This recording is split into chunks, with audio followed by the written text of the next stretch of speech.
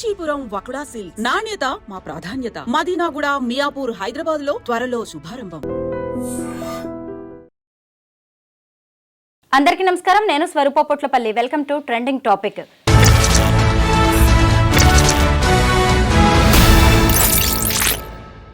అనకాపల్లి జిల్లాలో జరిగిన హిజ్రా దీపు హత్య కేసులో సంచలన విషయాలు వెలుగు చూస్తూ ఉన్నాయి. ముఖ్యంగా ఇద్దరు హిజ్రాలు, ఒక డెలివరీ బాయ్ మధ్య జరిగిన ఒక విషయమే ఈ హత్యకు దారితీసినట్టుగా తెలుస్తోంది. ఆ దీపు అనే ఆమెని చంపడమే కాకుండా 10 ముక్కలుగా చేసి బయట పడేయడం అనేది అందరినీ బాధకు గురి చేస్తోంది. ప్రస్తుతం నాతో పాటు ట్రాన్స్జెండర్స్ రైట్స్ యాక్టివిస్ట్ రచన ముద్రబోయిన ఉన్నారు. ఆవిడతో మాట్లాడి ఈ కేసు గురించి అనేక విషయాలు తెలుసుకుందాం. నమస్తే రచన. అసలు ఏం జరిగింది? దీపుని ఇంత దారుణంగా చంపాల్సిన అవసరం ఎవరికి వచ్చింది? కారణాలు చాలా వస్తూ ఉన్నాయి. ఒకటేమో మరదలుతోటి పెళ్లిగా సిద్ధమైనందుకు ఈమె అడ్డొచ్చినట్టు, వీళ్ళిద్దరు రిలేషన్షిప్లో ఉన్నట్టు కొన్ని సంవత్సరాల నుంచి అడ్డొచ్చినప్పుడు అడ్డు తొలగించుకున్నట్టు ఒక కారణం ఉంది. ఇప్పుడు మీరు అన్నట్టు ఇద్దరు హిజ్రాల మధ్య కూడా ఈయన ఉండటం వల్ల, ఈయనతో సంబంధం ఉండటం వల్ల, దానివల్ల అని అనొచ్చు. బట్ కానీ 19వ తారీఖు తెల్లవారుజామున వచ్చిన ఈ ఫోటోలు ఏదైతే వాట్సాప్లో ఉన్నాయో చాలా భయంకరంగా ఉన్నాయి. అంటే ఇంతకు ముందు నుంచి మనం చూసాము, ఎక్కడ ఆత్మహత్యల నుంచి కూడా రిలేషన్షిప్స్లో ట్రాన్స్ మహిళలు ఉండటము, ఆ రిలేషన్షిప్స్ ఫలించకపోగా దానివల్ల ఆత్మహత్య చేసుకోవడము, ఆ తర్వాత పార్ట్నర్లు ఆత్మహత్య చేసుకోవడము, తల్లిదండ్రులు ఆత్మహత్య చేసుకోవటము, ఇవన్నీ కూడా చూస్తూ వచ్చాము. ఇప్పుడు మర్డర్ దాకా వచ్చింది ఇది. అంటే ఇది ఎటువైపు పోతుందో అర్థం కావట్లేదు. ఇంకా ఎంతమంది ట్రాన్స్ మహిళల ప్రాణాలు పోవాలో అనేది చాలా భయంగా ఉంది యాక్చువల్గా. ఈ దిలీప్ కుమార్ అలియాస్ దీపు 4 ఏళ్ల క్రితమే హిజ్రాగా మారాడు. అతనికి బన్నీ అనే వ్యక్తితో ప్రేమ వ్యవహారం మొదలైంది. ఆ బన్నీకి గంజాయి లాంటి వ్యసనాలు కూడా ఉన్నాయి. అంతేకాకుండా ఇంకో హిజ్రాతో కూడా సంబంధం పెట్టుకున్నాడు. అంటే ఒకవైపు దీపుతో ఉంటూ ఆమె దగ్గర నుంచి సంపాదన అంతా తీసుకుంటూ ఇంకొక ఆమెతో కూడా అఫైర్ పెట్టుకోవడంతో అదే ఈ దీపుకి కోపం వచ్చేలా చేసింది. నిలదీసినందుకే హత్య చేశారు. అంటే అసలు ఆ రిలేషన్ అక్కడికి కట్ చేసుకోవచ్చు కదా, ఎందుకు ఇంత దారుణంగా దీపుని చంపాల్సి వచ్చింది? అంటే వాళ్ళ మధ్య ఆ వాగ్వివాదం ఏదైతే ఉందో, ఎప్పుడైనా ఏ రిలేషన్షిప్లో అయినా ఒక అండర్స్టాండింగ్ ఏముంటుంది అంటే, ప్రేమించే వాళ్ళకి నా ప్రాపర్టీ అనే ఒక థాట్ ఉంటుంది, ఐడియాలజీ ఉంటుంది. నాది కాబట్టి వేరే వాళ్ళకి దక్కడానికి వీల్లేదు, నాకే సొంతం అనే ఒక స్వార్థం ఖచ్చితంగా ఉంటుంది. సో ప్రాపర్టీ అనేటప్పటికీ ఖచ్చితంగా అలాంటి ఆలోచనలు వస్తుంది. బట్ ఎంతమంది ప్రేమ అనేది ట్రాన్సాక్షనల్ కాదు అనుకునే వాళ్ళకి అది అర్థమవుతుంది. బట్ ఇది అలాంటి భావజాలం నుంచి వచ్చింది కాబట్టి నా మనిషి, నా వ్యక్తి, వేరే వాళ్ళతో వెళ్ళకూడదు, వేరే వాళ్ళతో ఏ సంబంధాలు అనే దగ్గర ఆ పొట్లాటలన్నీ స్టార్ట్ అవుతాయి. యాక్చువల్గా తెలిసి ఆ రిలేషన్షిప్ చాలా బాధగా ఉంటుంది ఇద్దరికి కూడా. ఎప్పుడు కూడా ఏమంటారు, కబాబ్ మీ హడ్డీ అంటారు కదా మన హిందీలో, అట్లానే ఉంటుంది. అది ఎప్పుడు కూడా ఫలించదు. తెలియకుండా జరిగితే ఇంకా అది మనం చెప్పలేము యాక్చువల్గా. సో ఈ అన్ని రిలేషన్షిప్స్లో కూడా మాలో ఉన్న కొద్ది కాలం ఎంట్రీ అంటే సరిగ్గా స్టార్ట్ అయిన కాలంలో చాలా సన్నిహితంగా, చాలా క్లోజ్గా, చాలా రొమాంటిక్గా, అంతా ఒక హనీమూన్ పీరియడ్ అంటారు అలా ఉంటుంది. ఎప్పుడైతే అవసరాల మీదకి వచ్చేస్తుందో అది, అంటే మీరు ఇప్పుడు అన్నారు అదే బన్నీకి గంజాయి, తాగుడు, వ్యసనాలు, వీటికి ఏవైతే డబ్బులు సరఫరా సరైన టైంలో కాకపోతే ఇలాంటివన్నీ కొట్లాటలు మధ్యలో ఎప్పుడైతే వస్తాయో అప్పుడు విడిపోవటానికి ఆస్కారం లేదు, విడిపోవటానికి వీలు లేదు అనే డిమాండ్ ఎప్పుడైతే వస్తుందో అడ్డు తొలగించుకోవటానికి ఇవన్నీ జరుగుతూ ఉంటాయి. ఈ బన్నీ అనే వ్యక్తిని ఉరి తీయాలనే డిమాండ్ కూడా వినిపిస్తోంది. ముఖ్యంగా హిజ్రాలందరూ కలిసి అక్కడ ఆందోళన చేస్తున్నారు. మీరేమంటారు? లేదు, దానికి నేను చాలా వ్యతిరేకము. ఎందుకంటే మనం అందరము ఒక చట్ట పరిధిలోనే మనం ఆలోచించాలి, చట్టాన్ని గౌరవించాలి. కాబట్టి చట్టం ఎలాగపోతుందో ఆ పద్ధతిలోనే మనం అందరం వెళ్ళి పోలీసు చట్టాన్ని అమలుపరచడానికి ఉన్నారు. పోలీస్ వ్యవస్థ మీద నమ్మకం ఉంచుకోవాలి. పోలీసులు ఎవరైతే చేశారో నేరస్తులను పట్టుకుంటారు, వాళ్ళు జైలు పంపిస్తారు, సరైన ప్రొసీజర్లో కోర్టు దాకా తీసుకొని వెళ్తారు. కోర్టులో చట్టం ఏం చెప్తుందో న్యాయస్థానాన్ని మనం అందరం కూడా సమ్మతించి దాన్ని గౌరవించి ఆ న్యాయానికి అనుగుణంగానే ఉండాలి. కానీ మనము ఇలా ఉరులు తీయాలి, ఇంకోటి చేయాలి, చాలా వస్తున్నాయి. అంటే ఇలాంటి కేసుల్లో ముఖ్యంగా టెంటివ్గా ఇన్స్టెంట్గా ఒక డిమాండ్స్ వస్తాయి ఏంటంటే ప్రాణానికి ప్రాణం అనేది, కన్నుకు కన్ను అనేది, అదైతే ఎప్పుడు కూడా నీతి కాదు, చట్టం కాదు. సో మనందరం సంబంధించి మనందరికీ అగ్రీవ్ చేసుకున్న ఒక రాజ్యాంగం ఉంది. రాజ్యాంగాన్ని అనుసంధానమే చాలా చట్టాలు ఉన్నాయి కాబట్టి చట్టాన్ని ఫాలో అయ్యి ఏ విధానంలో శిక్ష పడితే ఆ శిక్షకే నేను ఒప్పుకుంటాను. ఫస్ట్ నుంచి కూడా అంటే ఆ రోజు జరిగిన ఇన్సిడెంట్ దగ్గర నుంచి కూడా కంటిన్యూస్గా ఎవరికీ నిద్రలేదు, ఫాలోఅప్లో ఉన్నాం, పోలీసు వాళ్ళతో మాట్లాడుతున్నాం, కమ్యూనిటీ తోటి మీడియా అక్కడ సెన్సిటైజేషను, మీడియా ప్రెస్ మీట్లు ఇవన్నీ కూడా జరుగుతూ ఉన్నాయి. కంటిన్యూస్గా నేను రాసి పంపిస్తూ ఉన్నాను, వాయిస్ మెసేజ్లు ఫాలోఅప్ అవుతూ ఉన్నాను. వాళ్ళకు ఒకటే చెప్పాను ఏంటి అంటే 3 డిమాండ్లు చెప్పాను వాళ్ళ ముందు పెట్టమని, ఐదర్ గవర్నమెంట్ కానీ పోలీస్ డిపార్ట్మెంట్ కానీ ఏదైనా కానీ. ఫస్ట్ డిమాండ్ ఏంటి అంటే ఇంత దారుణమైన హత్య ఏదైతే ఒక మనిషి శరీరాన్ని 2 భాగాలుగా నరికారు అంటే అది కేవలం ఒక మనిషి వల్ల వీలు కాదు. ఖచ్చితంగా ఇందులో ఒకటికి మించి ఎక్కువ మంది మనుషులు ఉన్నారు. 10 భాగాలుగా చేయడం అంటే చిన్న విషయం. అది కూడా ఇంకొకటి మీరు గమనించారా అంటే ఒక బ్రెడ్ స్లైస్ను కోసినట్టు 2 భాగాలుగా ఒక శరీరం ఎలా అవుతుంది? ఖచ్చితంగా అది రంపపు కోత అయి ఉండాలి. అంటే కాళ్ళు చేతులు, కాళ్ళకు మన కింద భాగం దొరికింది, కాళ్ళు 2 కట్టేశారు కాబట్టి ఖచ్చితంగా ఏదో ఒక రంపం సంబంధించిన ఒక యంత్రం మీద ఈ శరీరాన్ని తీసుకొని వెళ్ళారు. ఖచ్చితంగా దీనిలో ఒకరికన్నా ఎక్కువ ఉండే ఉంటారు. సో వాళ్ళు ఎవరు అనేది ఇన్వెస్టిగేషన్ చేసి పోలీసు వాళ్ళు రాబట్టాలి. A1 ఏదైతే బన్నీ ఉన్నాడో తనతో పాటు వాళ్ళని కూడా జోడించాలి. రెండో డిమాండ్ ఏంటంటే అసలు ఈ హత్యకి దారితీసిన విషయం ఏమిటి? కేవలం వ్యసనాలకే బానిసయ్యి ఈ డబ్బుల కోసము, మద్యం కోసము లేదా డ్రగ్స్ కోసము వీటన్నిటి కోసము ఈ బన్నీ అనే వ్యక్తి ఈమె దగ్గర అలవాటయ్యి అది దొరకలేదు కాబట్టి, ఇవ్వట్లేదు కాబట్టి హత్య చేశాడా, లేదా మనం అనుకున్నట్టు ఇప్పుడు వచ్చిన కథనాల ప్రకారం ఆయనకు ఒక పెళ్ళి మళ్ళీ ఉంది మరదలతోటి కాబట్టి ఈమెను అడ్డు తొలగించుకోవడానికి చేశాడా, లేదా ఇంకొక హిజాబ్ ప్రమేయంతో చేశాడా? ఇవన్నీ కూడా ఇన్వెస్టిగేషన్ చేయాలి. ఎందుకు చేయాలి అంటున్నానంటే ఈ టైంలో ఒక టైం అయిపోయాక ఇప్పుడు చేస్తున్న ఆందోళనలు కానీ ప్రెస్ మీట్లు కానీ అన్నీ సమసిపోతాయి. ఎటోళ్ళు అటు వెళ్ళిపోతారు, అంతా మర్చిపోతారు. బట్ ఒక 10 రోజుల తర్వాత 2 రోజుల తర్వాత ఒక విక్టిమ్ బ్లేమ్ ఏమైనా వస్తుందంటే లేదు ఇదే హిజ్రాని ఎవరైతే చంపారో ఈ హిజ్రా మీదే మళ్ళీ విక్టిమ్ బ్లేమింగ్ అవుతుంది. లేదు ఆమెది తప్పు ఉందంట, ఆమె ఇలా చేసింది కాబట్టి అలా చేశాడంట. అంకిత రాజ్ కేసులో కూడా మీరు చూసుంటారు కదా, ఖచ్చితంగా ఈమె చేసి ఉండబట్టి ఆయన వదిలేశాడు. సో ఎప్పుడైతే సమాజంలో కొంతమంది వ్యక్తుల పట్ల సరైన అంటే దృక్పథం ఉండదో, అంటే చాలా వీళ్ళు చెడ్డవాళ్ళు అనే దృక్పథం ఉంటుందో ఖచ్చితంగా వాళ్ళకి అది పనిష్మెంట్ అది అలాగే జరగాలనేది కూడా సమాజం నిర్ణయిస్తుంది. వీళ్ళు ఇలా చేసి ఉండొచ్చు అందుకే ఇలా జరిగి ఉంటుంది అనేసి. కనుక రెండో డిమాండ్ ఫెయిర్ ఇన్వెస్టిగేషన్తో పాటు కారణాలు కనుక్కోవాలి. మూడో డిమాండ్ ఏంటంటే ప్రభుత్వాన్ని ఓన్లీ ఆంధ్రప్రదేశ్ చంద్రబాబు నాయుడు గారికే కాకుండా రేవంత్ రెడ్డి గారికి కూడా నేను ఇద్దరికి విన్నవించుకునేది ఏంటంటే prevention is better than cure. ఇలాంటివి 80% ట్రాన్స్ మహిళల జీవితాల్లో జరుగుతున్నాయి. పురుషులు వస్తున్నారు, వాళ్ళతో ఉంటున్నారు, సంబంధాలు ఏర్పరచుకుంటున్నారు, కొంతమంది పెళ్ళి అంటున్నారు, ప్రేమ అంటున్నారు, ఉంటున్నారు, అన్నీ వాడుకుంటున్నారు, ఆఖరికి వెళ్ళిపోతున్నారు. అది తట్టుకోలేక వీళ్ళు సూసైడో ఏదో చేసుకుంటున్నారు. ఇప్పుడు మర్డర్ దాకా వెళ్ళిపోయారు. ఇంకా ముందు ఇంకెక్కడికి దారితీస్తుందో తెలియదు మనకి. సో కాబట్టి మేము ఈ రిప్రజెంటేషన్ ద్వారా కూడా ఇద్దరికి మేము విన్నవించుకునేది ఏంటంటే ఒక పాలసీని కానీ చట్టాన్ని కానీ చెయ్యండి. దిశ మర్డర్ తర్వాత ఒక చట్టాన్ని తీసుకొచ్చింది కదా ఆంధ్రప్రదేశ్ గవర్నమెంట్. అలా ఎందుకు అనుకోరంటే మా ప్రాణాలు విలువలేవా? మా ప్రాణాలకు కూడా విలువ ఉంది కదా, మా ప్రాణాలు రక్షించే బాధ్యత ప్రభుత్వానికి ఉంది కదా. కాబట్టి నేను అంటుంది ఏంటంటే ప్రివెన్షన్ ఈజ్ బెటర్. దానికి ఒక ట్రాన్స్ మహిళతోటి ఒక పురుషుడు ఒక రిలేషన్షిప్లో ఎంటర్ కావాలంటే ఖచ్చితంగా కొన్ని బౌండరీస్ పెట్టుకోవాలి, కొన్ని కట్టుబాట్లు, కొన్ని సీమలు ఏర్పరచుకోవాలి. మీరు కనుక ఉండినంతకాలం ఉండండి, ప్రేమతో ఉంటారో పెళ్లితో చేసుకుని ఉంటారో అది వేరే విషయం. వెళ్ళిపోతే కనుక వాళ్ళ జీవితంలోంచి ఇవి మీ బాధ్యతలు ఉంటాయి, ఇవి ఆబ్లిగేషన్స్ అనేవి ఉంటాయి. ఖచ్చితంగా ఈ ఒప్పందాలు ఉంటాయి, లైబిలిటీస్ ఉంటాయి మీకు అనేసి ఒక చట్టాన్ని తీసుకొచ్చినట్లయితే ఇలాంటి సంబంధాలు కాకుండానే నివారించవచ్చు. ఫస్ట్ ఒకవేళ అప్పుడు కూడా కావని నేను చెప్తున్నాను, అయినా కూడా అట్లీస్ట్ వాళ్ళ గురించి వాళ్ళు మాట్లాడుకొని ట్రాన్స్పరెంట్. ఇప్పుడు ఆ చనిపోయిన వచ్చి మాట్లాడదే, తనకి ఇది ఎలా జరిగింది, అన్యాయం ఎందుకు జరిగింది మాట్లాడదే. ఇలా ఎన్ని మర్డర్లు జరిగినాయి, ఒక హాసిని వచ్చి మాట్లాడుతుందా నాకు ఈ విధంగా అన్యాయం జరిగిందని, ఒక రేష్మ వచ్చి మాట్లాడుతుందా? వీళ్ళందరూ మాట్లాడరు కదా, చనిపోయిన వాళ్ళు మాట్లాడలేరు. వాళ్ళ గురించి మనమే మాట్లాడాలి, వాళ్ళ గురించి గవర్నమెంట్వే నిర్ణయం తీసుకోవాలి. సో మూడో డిమాండ్ ఒక పాలసీ లెవెల్ చేంజ్ రావాలి.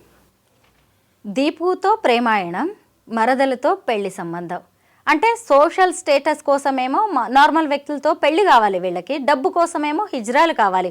అంటే ముందే తెలుసు వీళ్ళని వదిలేయాలి కొన్నాళ్ల తర్వాత అని. అదే ఈరోజు దీపు హత్యకు కారణమైంది కదా. అంటే మీరేమో మనస్ఫూర్తిగా ప్రేమిస్తున్నారు, యువతల వాళ్ళేమో మోసం చేయడానికి డిసైడ్ అయిపోయి వస్తున్నట్టుగా కనిపిస్తుంది. ఎందుకంటే సమాజంలో ట్రాన్స్ మహిళలని మేము అంటున్నాం, ట్రాన్స్ పురుషులు కూడా ఉన్నారు. ఈ మహిళలు కాదు అనే ఒక ఏదైతే ఆలోచన ఉందో దానికి ఇది ఒక పరీక్ష సమయంలో నేను చూస్తున్నాను స్వరూప గారు. ఎందుకనంటే పెళ్లి విషయాల్లో కూడా మీరు అన్నట్టు ఫస్ట్ రిలేషన్షిప్లో ఎంటర్ అయ్యేటప్పుడు ట్రాన్స్ మహిళ అని తెలుసు, పిల్లలు కనలేదని తెలుసు, సెక్స్కి పనికిరారని తెలుసు, అన్నీ తెలుసు కదా, అయినా ఎంటర్ అవుతారు.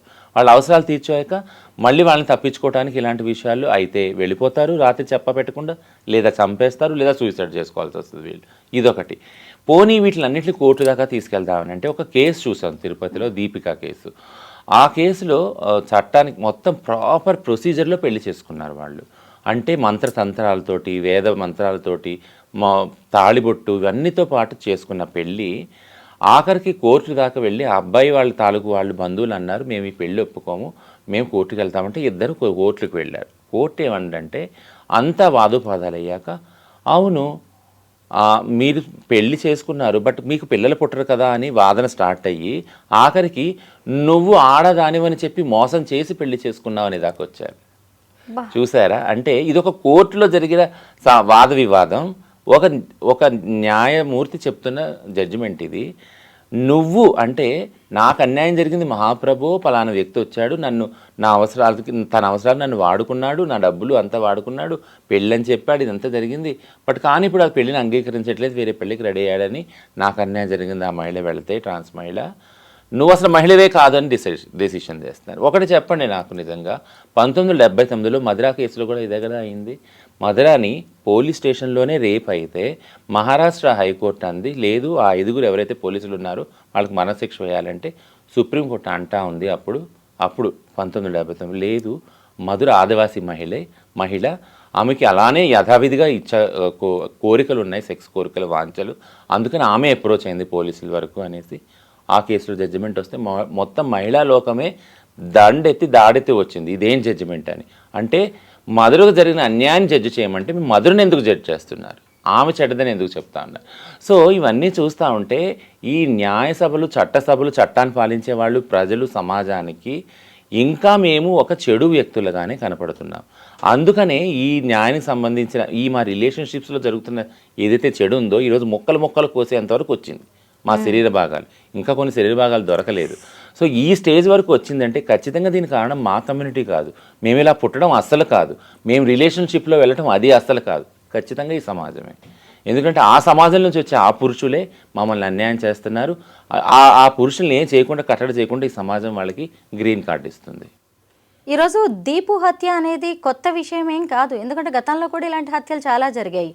హాసిని హత్య కేసు నెల్లూరులో జరిగింది, మనం హైదరాబాద్లో షీలాది చూసాం, తిరుపతిలో దీపికా బోనం, ఇలా చాలామంది ప్రేమకి అలాగే మోసాలకి బలైపోయారు. అంటే ఎందుకు అసలు హిజ్రాల్ని చంపడం అనేది చాలా ఈజీగా అయిపోయింది, వేరే నార్మల్ మహిళలు చంపడం కంటే కూడా ట్రాన్స్ విమెన్ అనేవాళ్ళు ఎందుకు ఇంత చులకనగా దొరుకుతున్నారు? డైరెక్ట్గా చంపేయడమే. అకౌంటబిలిటీ లేదు కదా స్వరూప్ గారు. అంటే ఇంట్లో నుంచి వీళ్ళ తల్లిదండ్రులనే వెళ్ళగొట్టేసిన వాళ్ళు ఏదో బతుకుతూ ఉన్నారు, అన్నతమ్ముళ్ళు, అక్క చెల్లెలు ఎవరు సపోర్ట్ లేదు, సపోర్ట్ సిస్టమ్ లేదు, వీళ్ళని ఏం చేసినా అడిగేవాళ్ళు ఎవరు? అసలు యాక్చువల్గా అయితే అది ప్రొటెక్టెడ్ కమ్యూనిటీగా తీసుకొని గవర్నమెంటే కదా రక్షించాలి ఈ కమ్యూనిటీని, ప్రత్యేక చట్టాలు చేయాలి కదా గవర్నమెంట్ అయితే. ఎందుకంటే అయితే నేను ఒకటే అంటాను, మీరు అయితే ప్రత్యేక చట్టాలన్నా చేయండి మమ్మల్ని ప్రొటెక్ట్ చేయడానికి, ఎందుకంటే మమ్మల్ని మేము ప్రొటెక్ట్ చేసుకోలేము ఈ సమాజం నుంచి, లేదా మేము లేకుండానే చట్టాలు చేసేయండి, అదన్నా చేయండి. కొంతమంది ట్రాన్స్జెండరు ఎవరైతే యాక్టివిస్టులు ఉన్నారో వాళ్ళు ఇది కూడా అన్నారు, మాకు యూత్రేషియా అంటారు దాన్ని, అంటారు కదా ఇచ్ఛామరణం, దాన్నన్నా ప్రసాదించండి అట్లీస్ట్ కదా. ఎందుకంటే మీరు మమ్మల్ని చావనివ్వరు, బతకనివ్వరు, మేము బతికితే వీళ్ళందరూ ఇలాగ కాకుల్లా గద్దల్లా పొడుచుకొని తింటా ఉన్నారు. సో నేను అనేది ఏంటంటే సమాజంలో ట్రాన్స్ దాకా బతకడమే ఒక పెద్ద కష్టమైన జర్నీ, పుట్టిన దగ్గర నుంచి కూడా. అలాంటి దానిలో వీళ్ళందరూ వచ్చి ఇలా చేస్తూ ఉంటే దీనికి సంబంధించిన సమాధానం ఎక్కడ దొరుకుతుంది? ప్రభుత్వాలేగా చేయాలి. నిజంగా మీరు సృష్టికి ప్రతి సృష్టి చేసుకుని తర్వాత ఎన్నో సవాళ్ళని ఎదుర్కొని ఇలా మహిళలుగా మారుతూ ఉంటారు. అయినా సరే ఈ సమాజం మిమ్మల్ని 100% మహిళలుగా అంగీకరించట్లేదు. ముఖ్యంగా ఏదైనా అన్యాయం జరిగినప్పుడు, ఇబ్బంది జరిగినప్పుడు ఎవరు కూడా వచ్చి వెనక నిలబడట్లేదు. కనీసం మహిళలకు వర్తించే చట్టాలైనా ఈ హిజ్రాలకి వర్తిస్తున్నాయా రచన? నేను అదే చెప్తాను. ఒకటి చట్టాలు లేదా వ్యవస్థ అన్న. ఇప్పుడు ఫర్ ఎగ్జాంపుల్ మహిళా ఉద్యమంలో మన 2 రాష్ట్రాలే చూసుకుందాం. ఏదైనా జరిగినప్పుడు వెంటనే మహిళా ఉద్యమకర్తలు అక్కడ వెళ్తారు, ఒక ఫ్యాక్ట్ ఫైండింగ్ చేస్తారు. అసలు ఏం జరిగింది ఈ కేసులో. అది రేప్ కేసు కావచ్చు, అది డొమెస్టిక్ వైలెన్స్ కావచ్చు, కుల పరమైన కేసు కావచ్చు, ఏదైనా కావచ్చు. ఆ సంఘం ఆ సముదాయానికి సంబంధించిన మహిళలు అక్కడికి వెళ్తారు, ఒక ఫ్యాక్ట్ ఫైండింగ్ చేస్తారు, ఇవి డీటెయిల్స్ జరిగింది ఇవి అని. అలాంటి ఒక ప్రొసీజరే లేదు కదా. నేను ఎప్పటి నుంచో మొత్తుకుంటా ఉన్నాను, ట్రాన్స్ మహిళలకు రక్షణ లేదు. వాళ్ళ చావు ఖచ్చితంగా అది మర్డర్ వల్ల జరుగుతుందో, సూసైడ్ వల్ల జరుగుతుందో, లేదా న్యాచురల్గా ప్రాకృతికంగా జరుగుతుందో కూడా కారణాలు తెలియాలి. అది తెలియనంత కాలము ఒకవేళ మర్డరే జరగచ్చు, లేదా సూసైడ్ జరగచ్చు. దాన్ని న్యాచురల్ డెత్గానే రికార్డ్ అవుతుంది. 1900 అంటే ఈ 2016 నుంచి 2018 దానిలో దశకంలో నేషనల్ క్రైమ్ బ్యూరో రికార్డ్స్ ఏవైతే ఉన్నాయో అందులో కేవలం మరణాలు చూస్తే, అంటే 2014 సుప్రీంకోర్టు జడ్జిమెంట్ వచ్చాక నేషనల్ క్రైమ్ బ్యూరో రికార్డ్స్ కూడా ట్రాన్స్జెండర్ వాళ్ళ డెత్స్ని రెప్లికేట్ చేయడం, చూపించడం స్టార్ట్ చేశారు. మరణాలని ఎక్కడెక్కడ ఏ స్టేట్స్లో ఎన్నెన్ని మరణాలు రికార్డ్ అయినాయి అని చూపించారు. అందులో మీరు గమనించినట్లయితే కేవలం యాక్సిడెంట్ మరణాలే అన్నీ రిజిస్టర్ అయి ఉన్నాయి. మన తెలంగాణ నుంచే ఎన్నో మరణాలు, సూసైడ్లు, అలాగ మర్డర్స్, మన ప్రవల్లిక మర్డర్ 2015 ఇవన్నీ కూడా రిపోర్ట్ అక్కడ మేము చేసినాక మన స్టేట్లో రికార్డ్ అయిన క్రైమ్ అంతా నేషనల్ లెవెల్లో వెళ్ళి ఉంటుంది కదా. అవి కూడా కనీసం అక్కడ 1-2 కేసెస్ కూడా రెప్లికేట్ కాలేదు. అంటే డేటా రెప్లికేట్ చేయడంలో కూడా చాలా మిస్రిప్రజెంటేషన్ ఉంది. ఎందుకు జరుగుతూ ఉంది ఇదంతా అంటే, ఒక బైనరీ సమాజంలో చేతిలో ఉన్నప్పుడు డేటాను కూడా మ్యానిపులేట్ చేయగల పవరు, మాకు సంబంధించిన చట్టాల గురించి పనిచేయని ఒక లోపభూయిష్టమైన వ్యవస్థ, ఇదంతా కూడా ఉండటం వల్లే కదా వీటన్నిటికి కారణం అని ఈరోజు క్లియర్ కనబడుతుంది. నేను అదే అంటాను, అంటే మమ్మల్ని మహిళలతో సమానంగా చూడపోయినా అట్లీస్ట్ ఒక జంతువుకి ఉన్న రైట్స్ ఏవైతే ఉన్నాయో, ఒక్కొక్కకి పిల్లికి మనం పెంచుకునే వాటికి ఉన్న రైట్స్ కూడా ట్రాన్స్ వాళ్ళకి లేవే. వాటితో సమానంగా జీవులుగానే మీరు మమ్మల్ని పరిగణించట్లేదే. అట్లాంటప్పుడు ఇలాంటి హింసని ఇంకా వ్యవస్థీకృతం చేయాలనుకుంటున్నారా అనేది ప్రశ్న. అసలు ట్రాన్స్జెండర్స్ మ్యారేజెస్కి చట్టబద్ధత ఉందా? లేదు. 3 సార్లు సుప్రీంకోర్టుకి వెళ్ళినా సుప్రీంకోర్టు అదే అంది, లేదు వేరు చట్టాలు ఉన్నాయి, ఆ చట్టాలు ఏవి మార్చాలి, సివిల్ ప్రొసీజర్ కూడా లేదా స్పెషల్ మ్యారేజెస్ యాక్ట్ ఎందులో పెట్టాలో మాకు తెలియట్లేదు. ఒకటి, ఇప్పుడు మేము రెడీగా లేము ఈ రైట్స్ ఇవ్వడానికి అన్నాను. సో వితిన్ జ్యుడిషియల్ డయాస్పోరా కూడా ఒక అండర్స్టాండింగ్ లోపం ఏముంది అంటే, ఎల్జీబీటీ కమ్యూనిటీస్ అంటే కేవలం వీళ్ళకి సెక్షువల్ ఫ్రీడమే కావాలి. 18 ఏళ్ళు పైబడిన వాళ్ళు ఎవరైతే వయోజనులు ఉన్నారో వాళ్ళిద్దరి మధ్య వాళ్ళకి స్వేచ్ఛ ఉంది, వాళ్ళకి రాజ్యాంగ స్వేచ్ఛ ఉంది, హక్కు ఉంది, కాబట్టి వాళ్ళని ప్రశ్నించకండి, అలాగే ఎల్జీబీటీ వాళ్ళని కూడా ప్రశ్నించకండి. కానీ మేము ఎప్పటి నుంచో గొంతెత్తి మొత్తుకునేది ఏంటంటే, మాలో లివింగ్ రిలేషన్షిప్లో ఉండాలనుకునే వాళ్ళు ఉన్నారు, మాలో పెళ్ళిళ్ళు చేసుకోవాలనుకునే వాళ్ళు ఉన్నారు, మాలో పిల్లల్ని పెంచుకోవాలనుకునే వాళ్ళు ఉన్నారు, పిల్లల్ని కనాలనుకునే వాళ్ళు ఉన్నారు, ఇన్ని రకాల వాళ్ళు ఉన్నారు. మిగిలిన వాళ్ళకి, మగ వాళ్ళకి ఏదైతే రాజ్యాంగం హక్కులు ఇచ్చినాయో అవి మాకెందుకు వర్తించవు సమానంగా?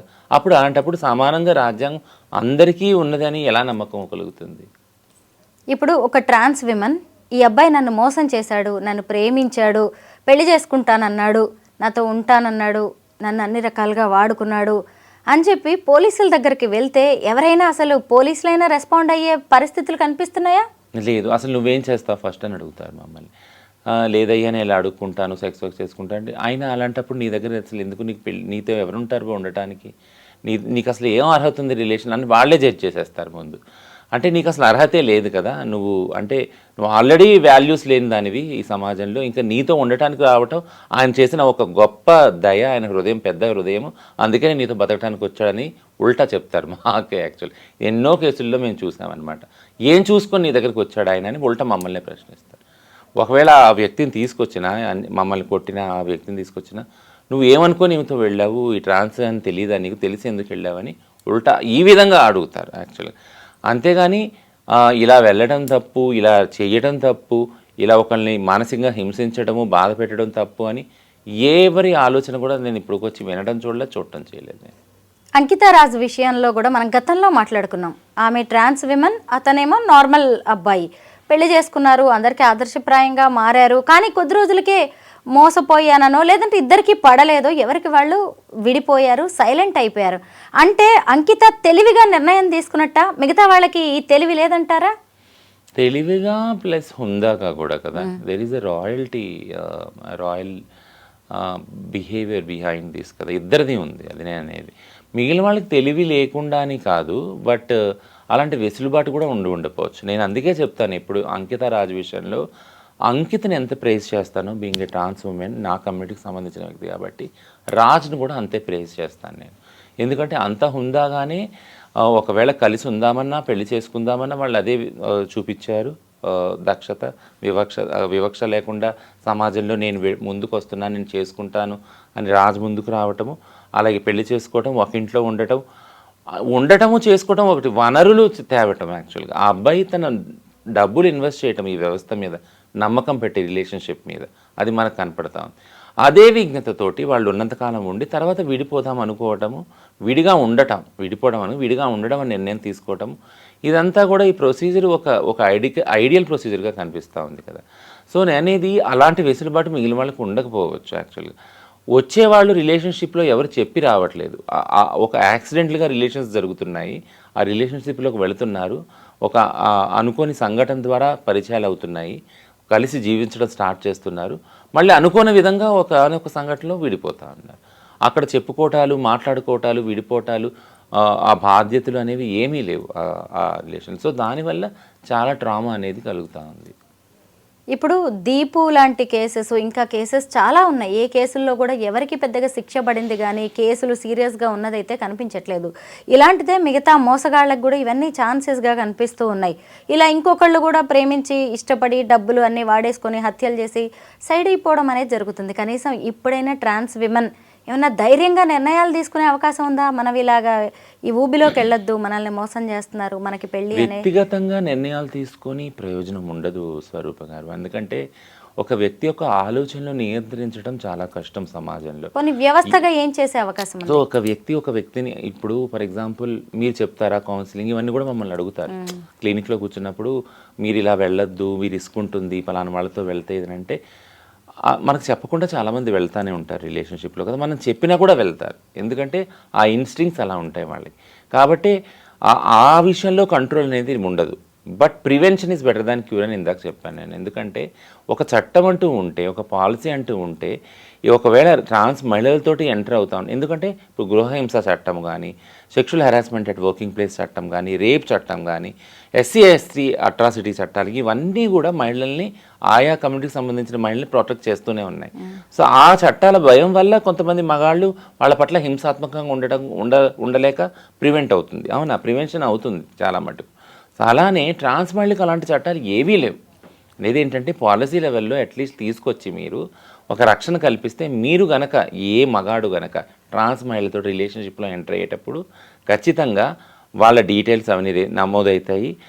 వాళ్ళు కనుక వెళ్ళిపోయే టైంలో ఏదైతే వ్యవధిలో వాళ్ళు ఉన్నారో వాళ్ళు వాడుకున్న వనరులు ఇవన్నిటి కూడా లెక్క కట్టి ఇవ్వాలి అని ఒక పాలసీ కనుక పెట్టినట్లయితే ఖచ్చితంగా రిలేషన్షిప్లో అది ఎప్పుడైతే జరుగుద్దో, బ్రేకప్ జరుగుద్దో, ఖచ్చితంగా ట్రాన్స్ మహిళ వెళ్తుంది, చట్టం ద్వారా వెళ్ళి ఆ ప్రొసీజర్ ద్వారా తనకి కావాల్సిన న్యాయం అట్లీస్ట్ పొందుద్ది. అట్లీస్ట్ తనకు కావాలనుకున్న ప్రేమ పొందకపోయినా కానీ తను పోగొట్టుకున్న వనరులన్నా వస్తాయి కదా, అట్లీస్ట్ అదన్నా ఒక ఊరటగా ఉంటుంది కదా. అది నేను హిజ్రా, ట్రాన్స్ విమెన్, ట్రాన్స్జెండర్ పేర్లు ఏవైనా కానీ వాళ్ళు మనుషులు. అందరిలాగే ప్రేమ కోసం వాళ్ళు కూడా తప్పిస్తూ ఉంటారు. వాళ్ళకి ఒక ప్రాణం ఉంటుంది, జీవితం ఉంటుంది. ఎదుటి వ్యక్తిని అంత దారుణంగా చంపేసి ముక్కలు చేసి అంటే చట్టానికి దొరకమో అనుకుంటున్నారా? పోలీసుల్ని తక్కువ అంచనా వేస్తున్నారా? అంటే ఆ ప్రాణానికి విలువ లేదు అనుకుంటున్నారా? కానే కాదు, మీరు చేసింది చాలా పెద్ద నేరం. కనీసం భవిష్యత్తులోనైనా ఇలాంటి ఘటనలు పునరావృతం కాకూడదు. ముఖ్యంగా అసలు మన తోటి వారైనా ఈ ట్రాన్స్ విమెన్ని టార్గెట్ చేసి డబ్బుల కోసం వారిని వేధించడం, అలాగే పెళ్లి ప్రేమ పేరుతో వాళ్ళని మోసం చేయడం అనేది ఖచ్చితంగా కరెక్ట్ కాదు. దానికి తగిన శిక్షలు అయితే ఉన్నాయి. Thank you so much Rachana.